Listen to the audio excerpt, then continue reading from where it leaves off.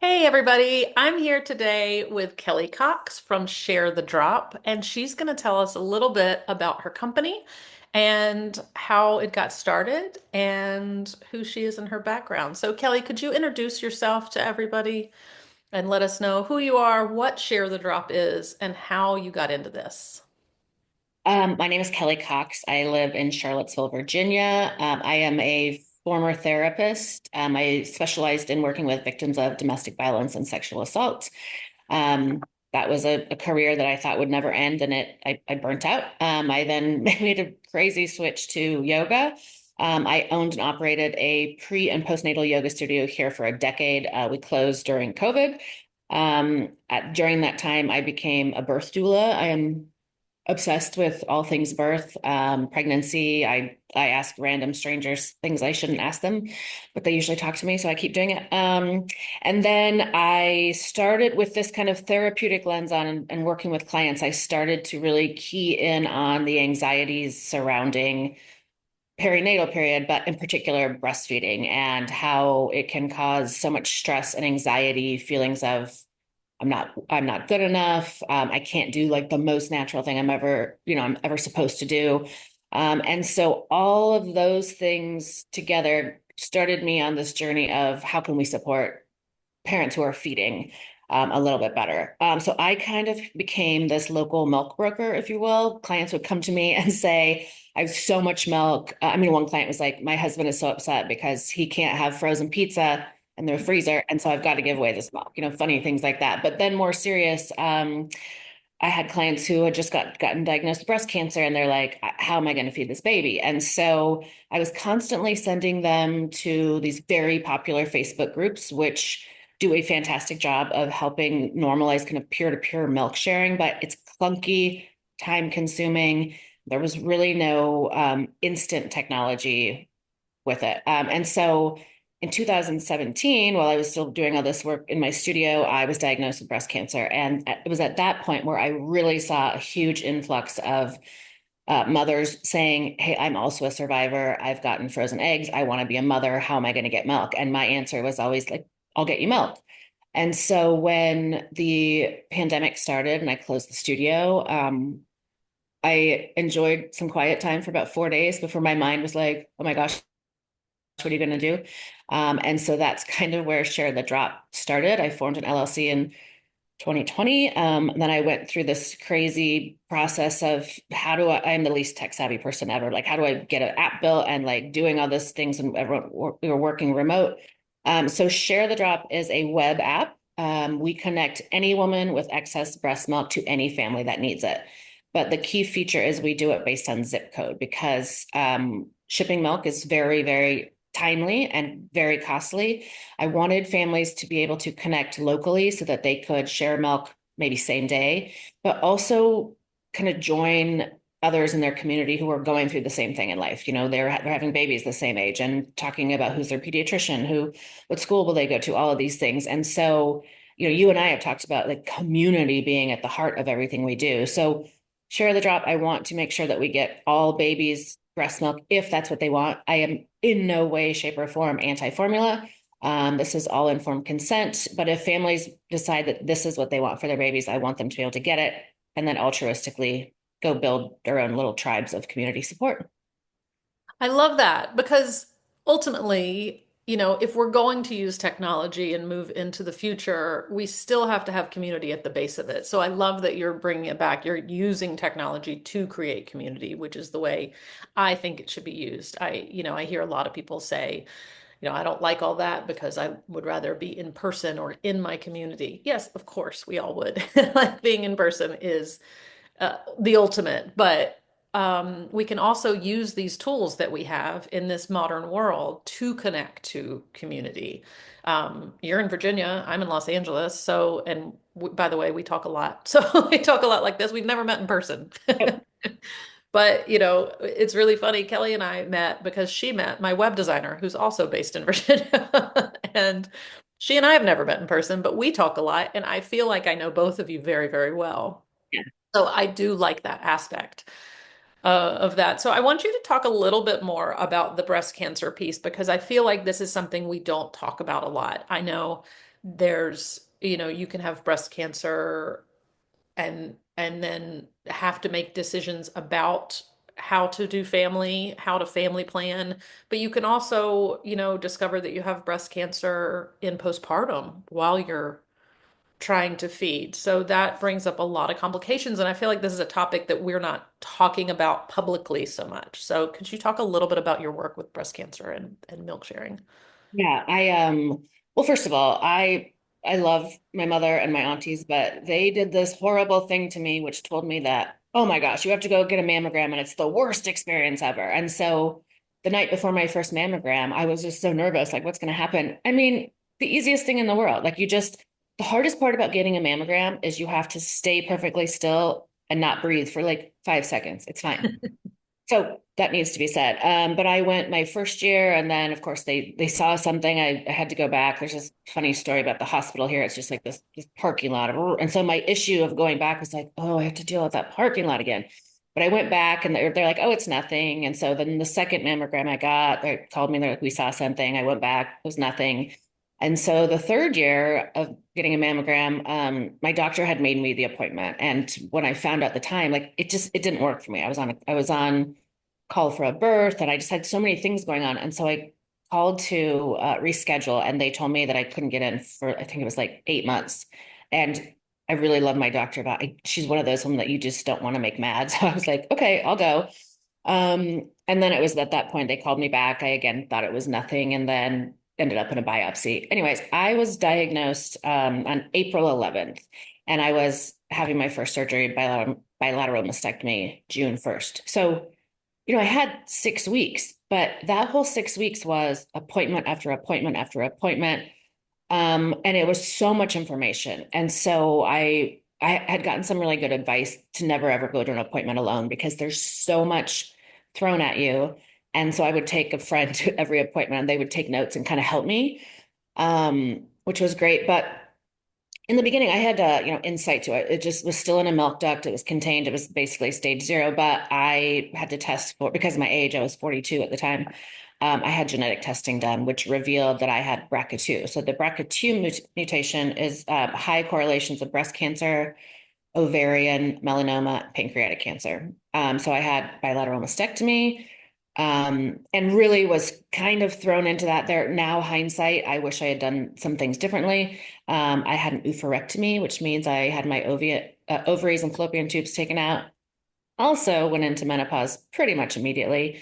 No hormone replacement as an option. And then I get regular skin screenings 3 times a year. I've had a handful of melanomas, and I have my pancreas looked at once a year. So that's a lot.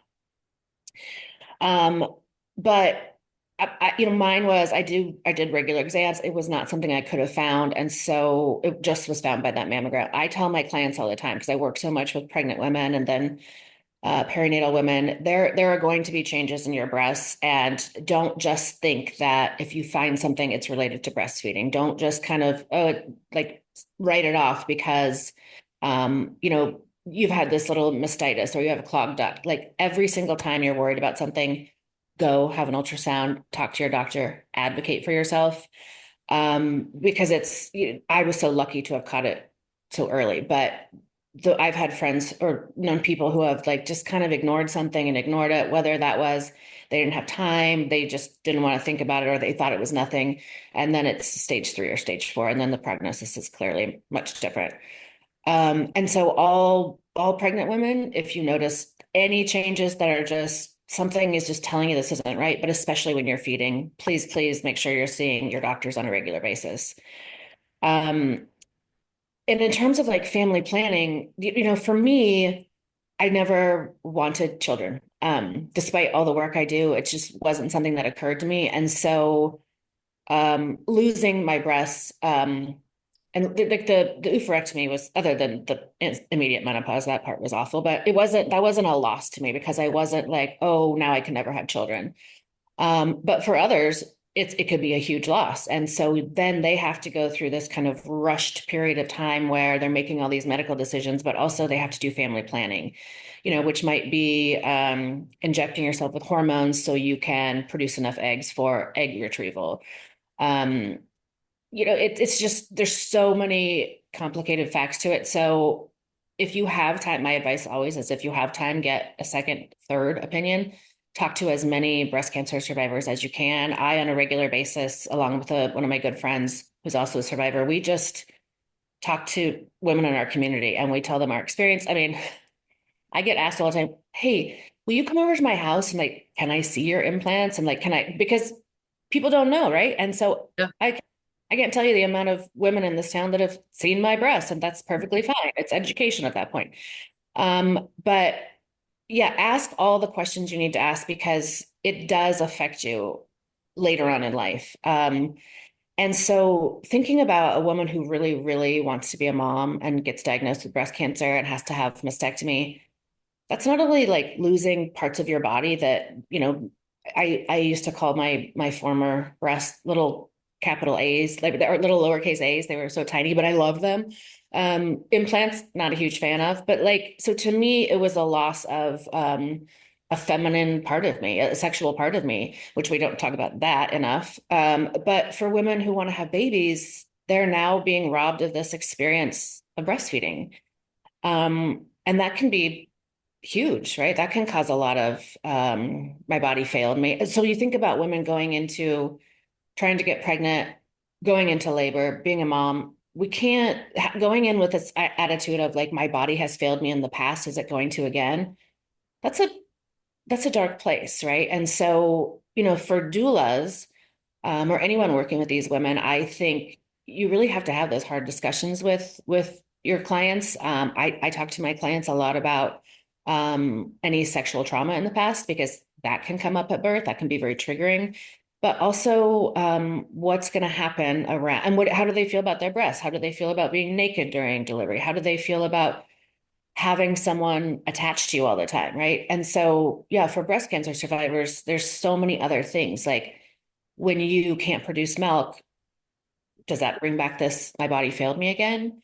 What if you don't want to use infant formula? If you, so kind of the idea behind Share the Drop was if you believe that breast milk is the most important thing for you, I want you to have the ability to get it. If you're like, I don't really care, I can get formula, fantastic. Find one that works for you and stick with it. But the other thing is like peer-to-peer milk sharing is a heck of a lot cheaper than formula. Yeah. Formula is not cheap. Yeah.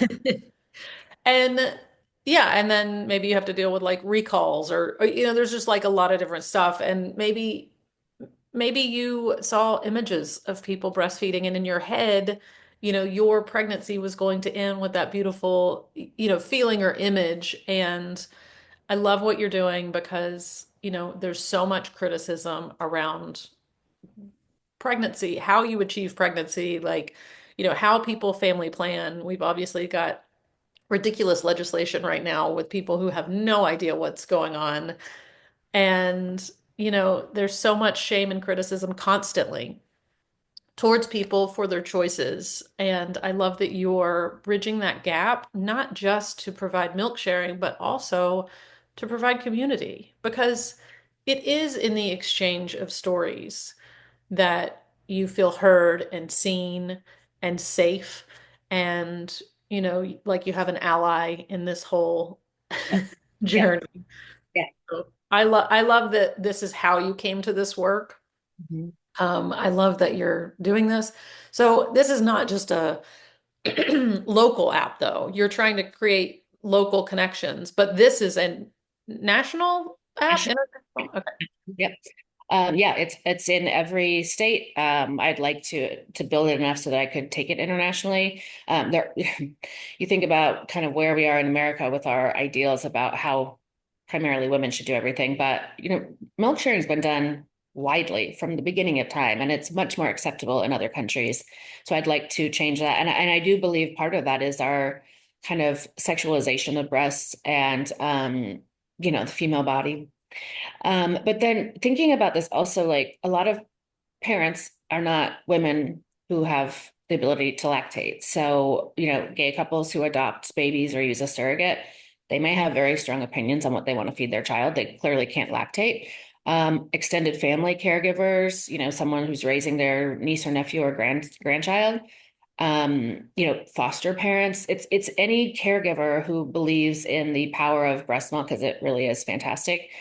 So we also kind of have to like start changing that language around families, and it's not just a mom and a dad, you know? Exactly, exactly. And I think the more we talk about these conversations, the more you realize, every time I talk to you, I realize like a new segment that wasn't something I would have necessarily thought about. I've worked with surrogates, I've worked with people who are family planning in non-traditional ways, but I never thought about the milk aspect until you brought it up, and it makes so much sense. Who is filling in this gap? So I love that you're doing this. And then tell me a little bit about cost. Does this app cost anything? So it is completely free to create an account. People can go directly to our website. It takes 2 or 3 minutes to create an account. You choose whether or not you're a donor or a recipient. So that process totally free. Just create an account, use your zip code, and then you will immediately see other people in your feed, like in your neighborhood. So donors just have no fees associated with this whatsoever. Recipients create an account and they can see who's in their feed. And in the beginning, you might not find anyone who's there as we're growing, and you might have to keep going back. But as soon as you find people, donors in your fee, you pay a monthly subscription fee. It's $19.99 a month. And that gives you unlimited access to the donor base, but also unlimited messaging. We waive that fee completely for anyone who is WIC or SNAP eligible. Um, and we don't pay donors for milk ever, ever, because that is quite dangerous. That's in fact our number one safety feature. You could water down anything and sell it, and babies would get sick. This is not good. So that's kind of our number one tenet of safety. So I get a lot of asks about like, well, why are you charging? Well, I built an app. There's a lot of fees on the back end and keeping up with tech, and I of course want to add new features, but that all costs money. And so I'm not getting rich off this. I actually have not paid myself in 4 years. I'm hoping that's going to change, but I need to have a bulk of users we are talking about national. I'm really focusing on LA a lot with your help, and DC, Richmond area, which is near me in Virginia, because I need a population of donors and recipients in the same area to make it work and start generating that revenue so I can help build it back. So And what then you're we, saying is we need each other in community to exist. yes. And then I also have a program called Feed It Forward, and it is where anyone can go onto the website and purchase a month, 6 month, year subscription for me to put in that pool to give out. So I do waive it for Wicker Snap users. I mean, I get emails and calls sometimes of just someone telling me their story, and I just waive the fees. And so, I've had a lot of success with that with people who have reached out and said, hey, our baby was in the NICU and we received donor milk and we just wanted to pay it forward. Or I am a cancer survivor who got donor milk and I want to pay it forward. And I do want to talk about, which I think is really important, the difference between formal milk donation and informal. We have 33 milk banks in the country, which is fantastic. Almost all of that donor milk goes to babies in the NICU, which is absolutely where it should go. So if you are a huge oversupplier, if you have enough so that you can give on a regular basis, please see if you can give to the formal milk banks first, because they need it. And then that process, like if your baby's not in the NICU or receive milk in the NICU and then you leave, if you want to continue getting that donor milk, it's really difficult and it's really expensive. So informal milk sharing, which is what Share the Drop does, is more peer-to-peer neighbor. You might not have, a large amount to initially give to the milk bank. You might be able to just help a mom down the street or help two moms down the street, but not enough to give. And they do have requirements, but what they take, that sometimes you're on a medication that they don't deem safe or you've had a recent surgery. So there are reasons that you would not be approved to be a milk donor, but I in no means want to take away milk from them. So just realize that there are two options to donate. And I'm just providing one where it's a little bit more hyper focused and peer to peer. I love that. I'm obviously a huge advocate of community. You know my background. I've been a massage therapist for 26 years, and I've worked with prenatal, postpartum, and also fertility for a very long time as my specialty. And through that, as you know, we've had a lot of conversations about this, your niche finds you kind of a thing. Um, Through having clients, they've just asked me for things. I think that a lot of people are talking to each other versus looking online. People also look online, but there's a plethora of information and misinformation. So it's very confusing. So, through clients asking me for things, I have found people like you doing this work, which is amazing. I would have never thought of this. I would have never thought of this could be an issue that somebody could be having. I've heard of oversuppliers. I've heard of people like not having enough milk. And I love that you're bridging the gap, but also creating community and fostering those relationships between people. I think that's such a beautiful thing. So I really appreciate this. And Um, it's neat. I mean, coming out of the pandemic, my gosh, like just being separated from each other was so difficult. You know, it was difficult for me as an adult and my adult relationships, but I have so many kids in my life, and I have seen what that did to the 4 or 5 year olds, you know, the kids who couldn't finish high school. So I just think we have to get back to this community. We've become so polarized, and there's so much going on in the world that if we can't rely on our neighbors, like, what are we doing? right. Right. Community is everything. Community is the way we all exist and have existed and possibly taken for granted for a long time as well. So I will say, there are always positives that come out of negative circumstances. And the positive coming out of the pandemic is this doubling down on commitment to community, which I appreciate. So, um, I created the Matrikas community because we need each other and because this is how referrals happen and because, I as a massage therapist, wanted to talk to a chiropractor about, hey, I've got this client, like, this is my scope of practice. I feel like they need more. Could you treat them outside of that, et cetera, et cetera. But also clients asking me for things like wild things, like wildly, like, people will just come up with things and I'm like, oh, I don't know. I didn't know that could be an issue, but I will find out for you. Yeah, and I will ask the community. So I was on a founder call earlier, a new founder, and she was just asking me, you know, how I built the brand and all this stuff. And she was asking me if she was interviewing big marketing firms. And I said to her, I'll tell you, like my biggest regret, financial wise, was spending so much money with big marketing agencies in the beginning because it got me nowhere. Uh, Nowhere. but joining groups like yours has helped tremendously. And so I really believe that we can um, promote our businesses, grow our businesses by relationships. So it's just like I try to never meet one of your referral Wednesdays, because I always get to talk to someone, and I've done so many Instagram lives, but it's building like the organic build with just relationships and being who I am and talking to you and you being who you are. It's so much. I mean, if you were a marketing director, I would have been like, hanging up, right? Because like I mean, they have their roles, but when you're working with, I think people trying to get pregnant, stay pregnant, and parent, that's a different kind of marketing. And I do believe that it's relationship based, and that's my forging ahead. Is I'm just going to keep building relationships and not only promote them, but I want them to promote me. But that's how we do it. And it's having conversations like I don't haven't met you, but I trust you, and I'm like, yep, this is who I want to know. I want to ask, I want to reach out. And then for you to know that whenever you want me to push something out, absolutely. But Yeah. we didn't get this way by not talking, right? Well, and it's not transactional, which is what a lot of marketing is. And a lot of marketing has traditionally been in this very aggressive, masculine, principled type of way, which doesn't work for everyone. It might work for selling a car, but it's not going to work for this community. Certainly, these are more feminine principles and community and nature-based and cycles. It's much more nuanced. It's not spend thousands of dollars on Google Ads and you'll get a return. You Right. might, you know what I Mhm. mean? But you also probably more effectively will get a return if you know lactation consultants and OBGYNs and doulas and yoga instructors. Like I I think that there's a few different things and there's I'm very passionate about this community, but I won't go on a whole diatribe about it. But but there's a few things, especially in this world, that are a little bit hierarchical, which I think also needs to stop. We have this like OBs are at the top, and like, prenatal yoga instructors are at the bottom, and it's like it's more of a circle than a linear list. We all work together.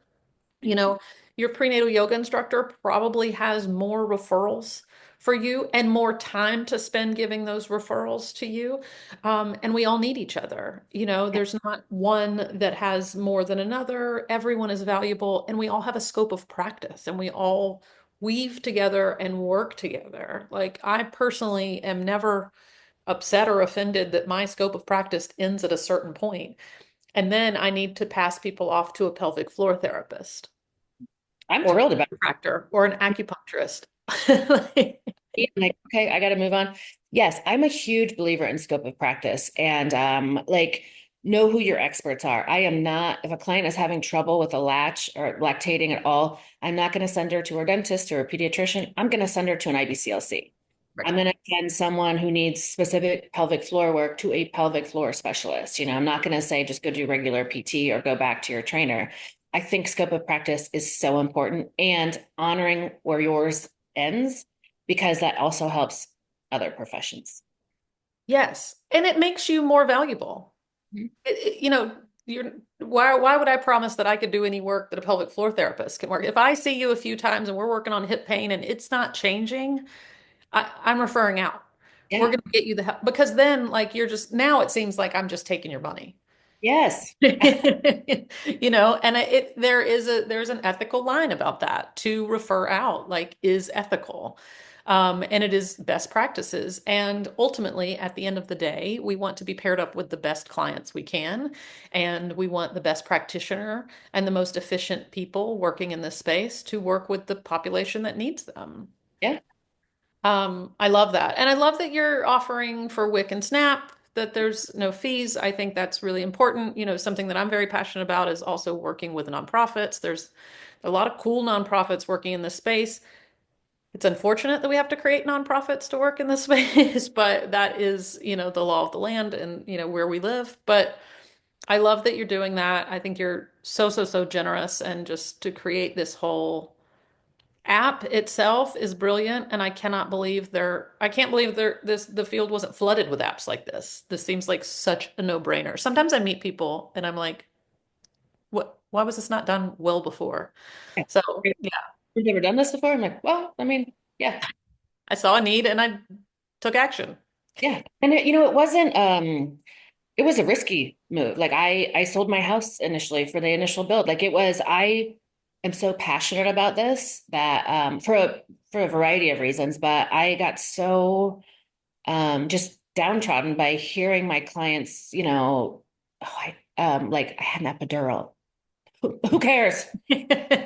Um, but like coming in and bottle feeding in the corner because I can't lactate and so I'm on formula. Like I just am like there has to be a better way. First of all, great. How did you make your decisions about which formula you chose and tell the rest of them because other people are going to use formula too. Like it's yeah. I just wanted my clients to feel better at a Yeah. time at a time when they might be parenting for the first time and they're sleep deprived and feel crazy and they might have cracked nipples and they might be still wearing a diaper along with their child. I mean, there's so many things that you're dealing with, but I don't want you to be feeling like a failure.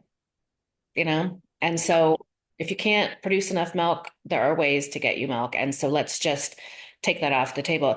And also I advocate to I'm blue in the face to my pregnant clients, get lactation help now. Like we have a birth plan and we go through everything. We do all our research about how we're going to birth and what are the interventions. And then we share that with our doula and the care team and everyone, but there's no lactation plan.